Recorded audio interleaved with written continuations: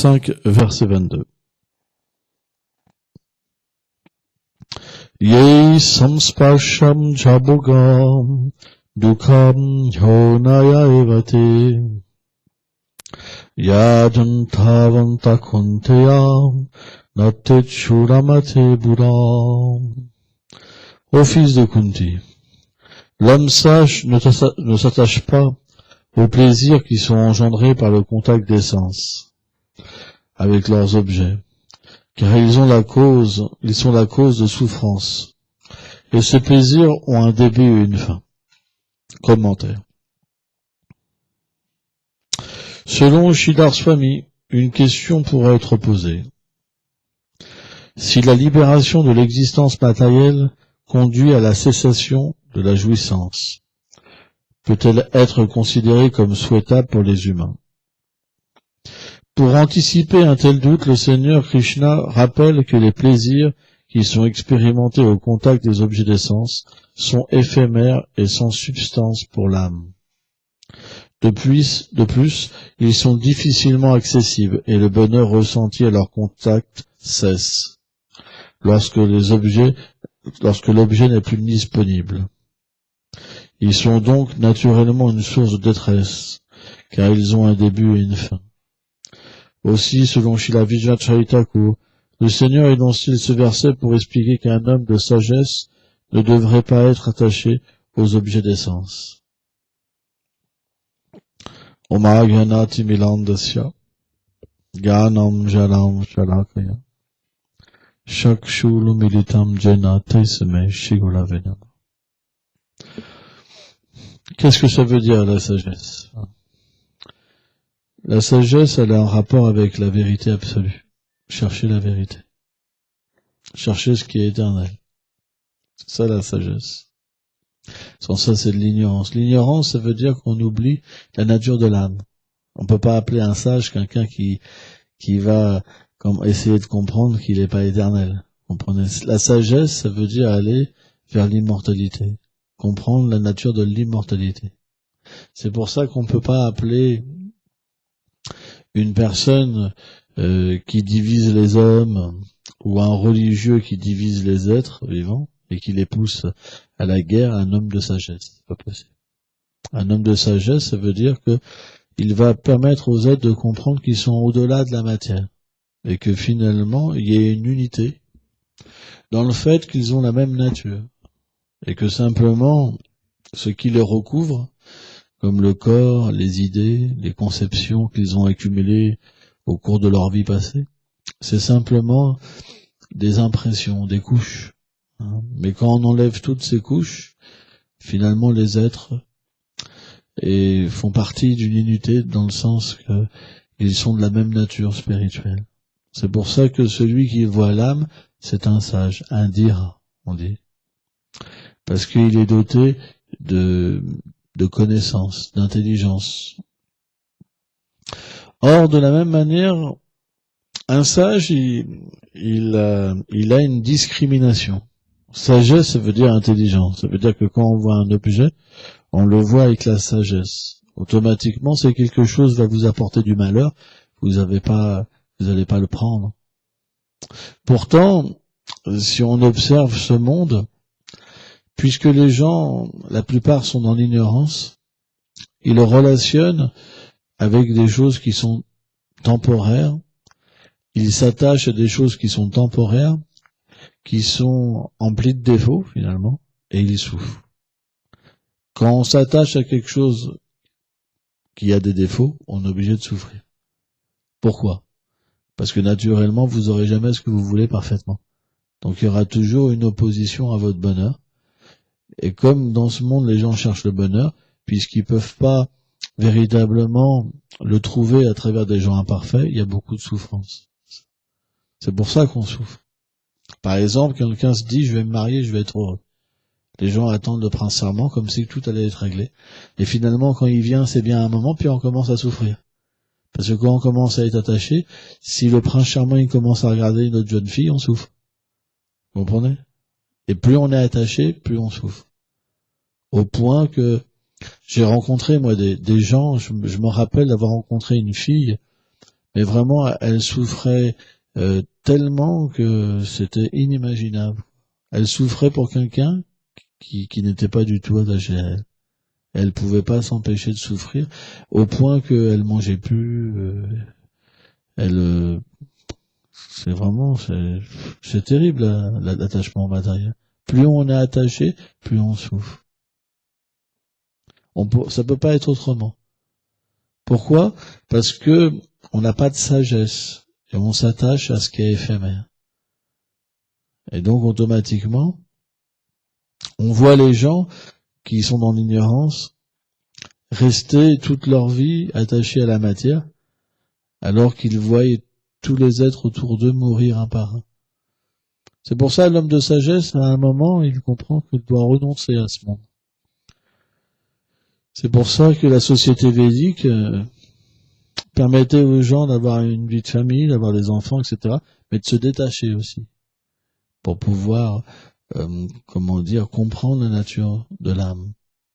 Or, si on veut comprendre la nature de l'âme, on doit naturellement agir d'une manière différente. Par exemple, quand on est vraiment identifié au corps, on pense simplement au plaisir des sens. Les sens demandent, que ça soit les oreilles, la faculté d'écouter, la faculté de sentir, de goûter, d'avoir des rapports sexuels, de toucher, et dès que les sens demandent, on y répond, comme des clapets. Comprenez? Pour nous. Or, les Védas expliquent que quand on agit pour nous, c'est comme le principe de l'exploitation. Ça veut dire qu'on exploite la matière, on exploite notre environnement. Et en proportion qu'il y a une exploitation, en proportion il y a une réaction dans ce monde. C'est ce qu'on appelle la loi du karma. Ça veut dire que quand on exploite, pour nous, on doit prendre une conséquence bonne ou mauvaise. C'est la loi de la nature qui est comme ça. Pourquoi? Parce que le Seigneur explique, Krishna explique que tout émane de lui. Tout est lui, directement et indirectement. Le corps, c'est l'énergie de Krishna. Maya Dakshina Prakriti. L'âme, c'est une énergie de Krishna. Le monde matériel, tout ce qu'on voit, ça émane de lui. Donc tout est à la fois lui et pas lui. C'est-à-dire qu'il y a une distinction puisque on est quand même des entités indépendantes. Il a manifesté l'âme pour qu'on soit des personnes. Mais en même temps, cette âme-là, elle vient de lui, elle lui appartient en même temps. Achinta Beda Abeda.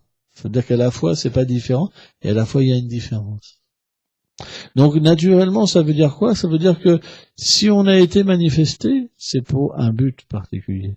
C'est pour, naturellement, être dans l'entourage du Seigneur, être un associé du Seigneur. Goûter sa beauté, goûter son amour, être dans un monde qui est parfait. Or, quand on désire véritablement un monde pour nous, on entre dans le monde matériel. Le monde matériel, ça veut dire qu'on nous donne une possibilité d'exploiter. Le monde matériel, c'est qu'une exploitation. Les gens, si quelqu'un leur manque de respect, par exemple, ce sera plus leur ami. Si quelqu'un vous accueille mal, il le prendra mal, il reviendra pas. C'est la nature de ce monde. Qui est au-delà de ça? Celui qui est la nature de l'âme. Celui qui est identifié au corps et qui pense je suis un homme, ceci est ma femme, ceci mes enfants. Si on lui manque de respect, il pourra pas. Il devra ressentir ça. C'est pas possible. Alors quelqu'un pourrait dire moi non.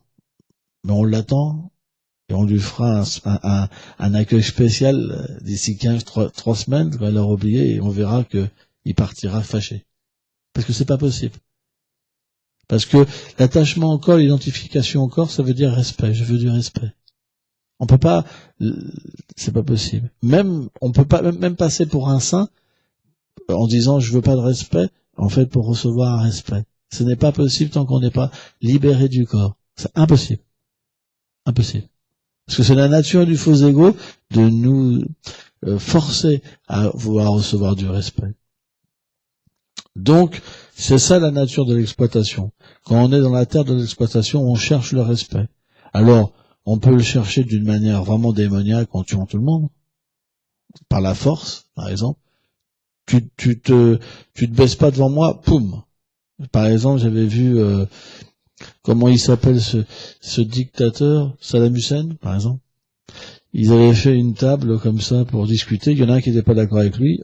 Il s'est levé, il a pris son flingue, poum, il l'a tué en pleine conférence, en pleine réunion.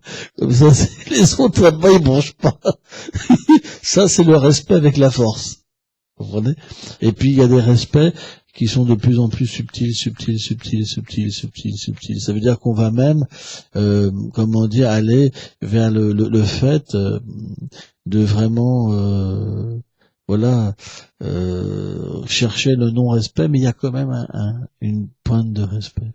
Alors bien sûr, plus l'attitude est bonne, et plus naturellement on va vers l'âme. Mais être pur, c'est très difficile. C'est extrêmement difficile. Krishna, il dit, Unam Jamanante, après des millions d'existences, l'être vivant peut vraiment se détacher de toutes ces choses-là. C'est extrêmement difficile.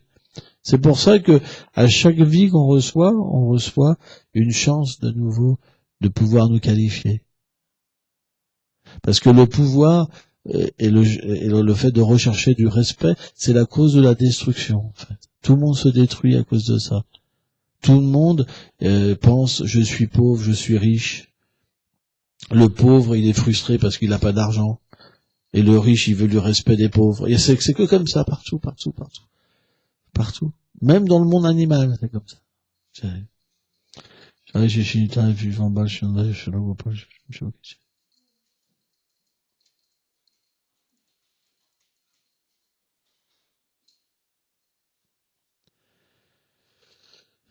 Mais beaucoup plus l'intelligence est éveillée, donc l'être humain sur la Terre, c'est lui qui a le plus d'intelligence et plus cette recherche de respect est présente. Mais plus ce respect est présent, et finalement, plus on est éloigné de l'âme. C'est pour ça qu'on peut comprendre véritablement, quand on nous manque de respect, la réaction qui va se manifester en nous, ça veut dire l'envie, ou alors le pardon, on va comprendre à quel point on est loin de notre nature ou pas, ou en marche vers notre nature.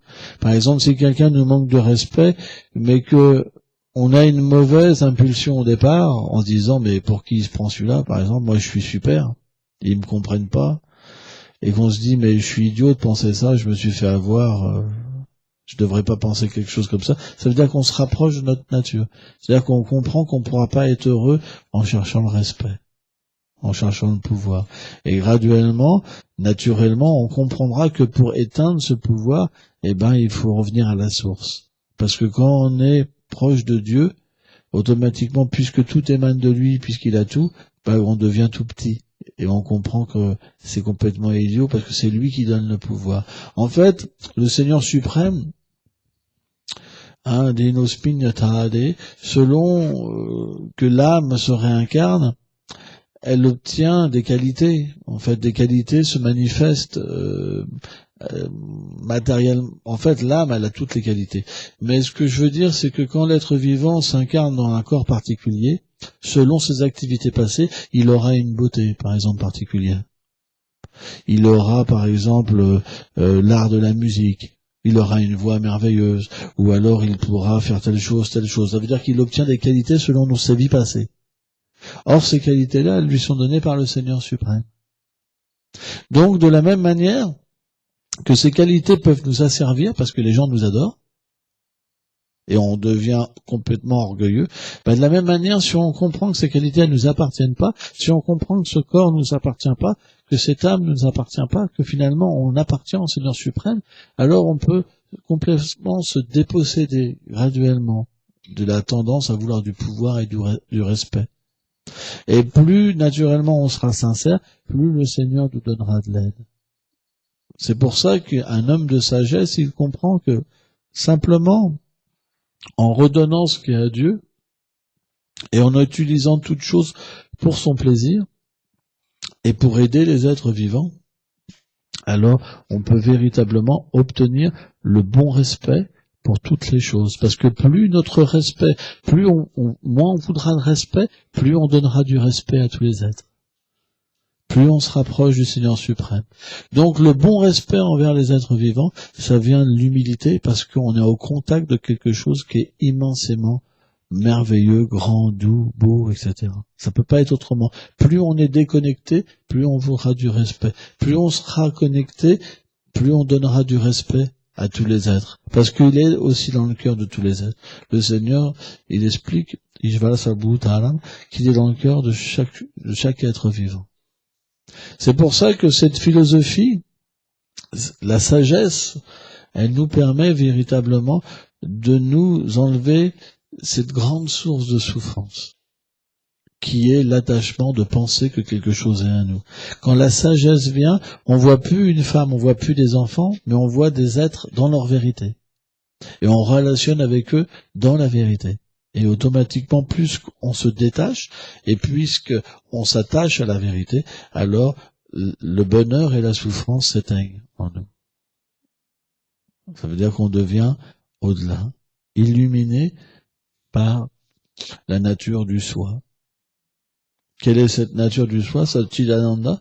C'est-à-dire qu'on réalise que on participe à l'éternité, réellement, que cette connaissance transcendantale,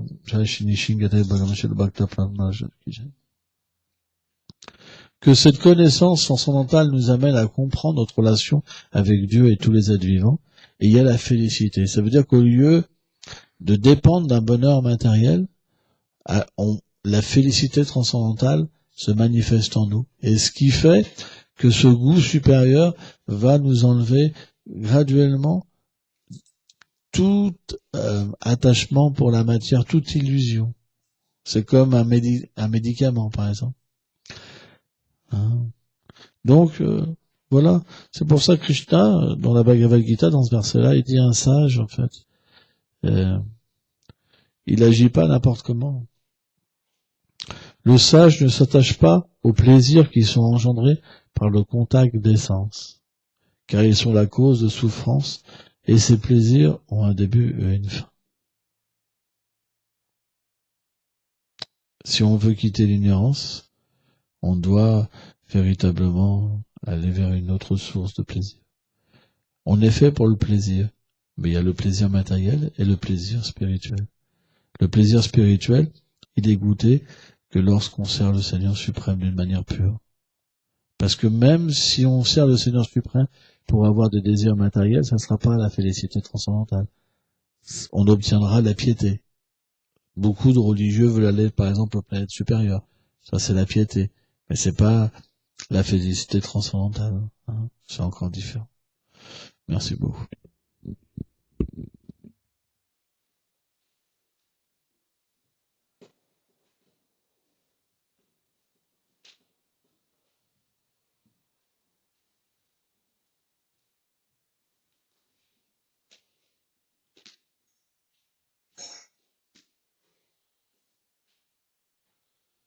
Quelqu'un pour rester